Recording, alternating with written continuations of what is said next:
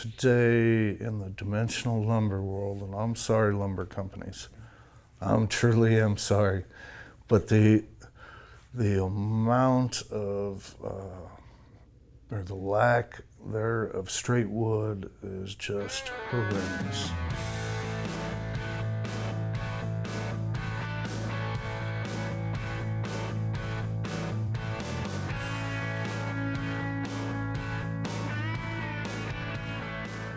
On one of our custom homes that we're building right now, we're actually going to build the roof and the roof structure out of what they call TJIs. And essentially, it's about 1.5 by 1.5 up on top, wood, and then a piece of, for lack of better terms, plywood, but engineered wood that fall in between it, creating an eye, a shape of an eye.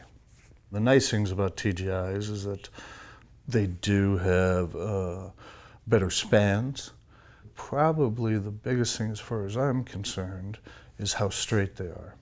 I bet you every owner that's ever built anything in the past few years, they go to install a deck and it looks great, we finished it, and then it shrinks.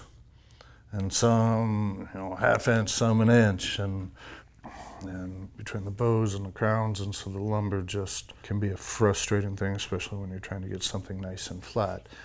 TJIs on roof structures and floors, you want to be rolling your chair at your desk in your new home on one of their 2x12s because you won't stay in the same place. So they're extremely flat.